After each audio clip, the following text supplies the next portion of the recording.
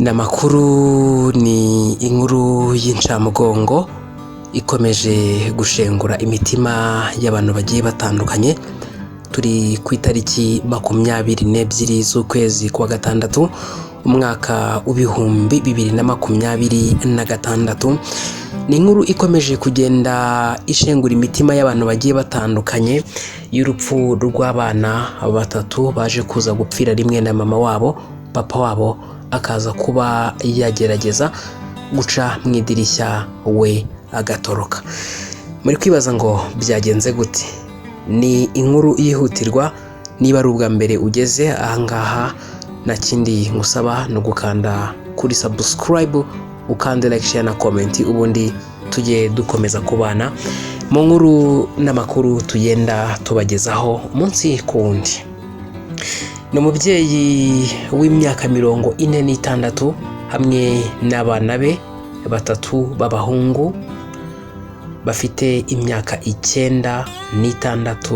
Kuvuga ngo umwana we wa mbere afite imyaka 9, uwa kabiri afite imyaka 6, uwa gatatu afite imyaka 5. Ufite imyaka 6 ni umukobwa, naho babiri n'abahungu. Rero ngira ngo niyo mpamvu njyewe mbanje ahangaha no kugira ngo mbagezeho zimwe mu nkuru zigiye zitandukanye ziba ziri kugenda zivugwa hirya no mu bitangazamakuru bigiye bitandukanye, by'umwihariko haba hano mu Rwanda ndetse no hanze yarwo. Uyu munsi rero tugiye kujya muri Afurika y'Epfo mbagezeho iby'iyi nkuru, ariko mw'abantu mwe, ni inkuru ibabaje, inkuru ikomeje kugenda itera benshi agahinda. Ni impanuka y'inkongi y'umuriro yaje kuza kubera ahitwa Sebokeng. Angaha ni muri Afurika y'Epfo, haje kubera inkongi y'umuriro ikomeye cyane.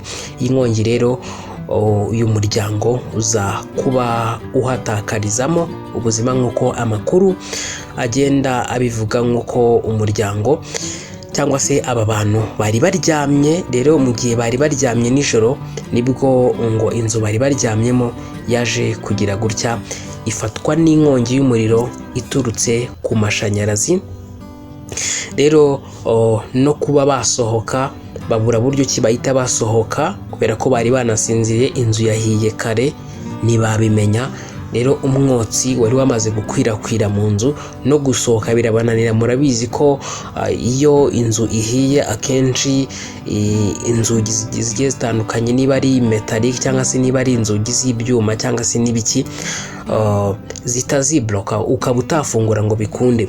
Rero niko uyu muryango byaje kuza kuba byawugendekera, bagerageje gusohoka biranga. Rero inzu yari yuzuyemo umwotsi mwinshi, niwo baje kuza guhumeka. Rero muri uko guhumeka donc umwotsi mwinshi wari wakwirakwiriye mu byumba by'inzu bari baryamyemo. Rero bituma batabasha mu by'ukuri kwikiza, mbere y'uko n'ubundi iyi nkongi y'umuriro iza kuza kuba yafata iyi nzu ikanakwirakwira hose mu byumba by'inzu.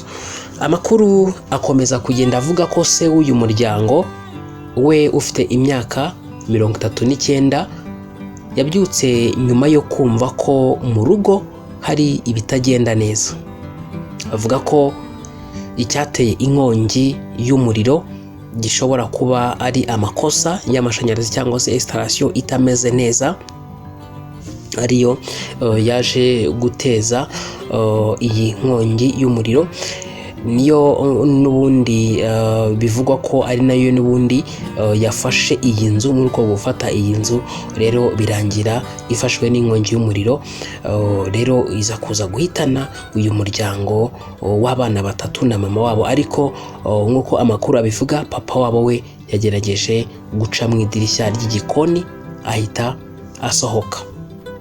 Abapolisi ba Sebokeng Sapase n'abashinzwe ubutabazi bageze aho n'ubundi ibingibi byaje kuza kuba byabera. Bemeza ko uyu mubyeyi n'abana be batatu baje kuza kwitaba Imana bazize inkongi y'umuriro hariya muri Afurika y'Epfo.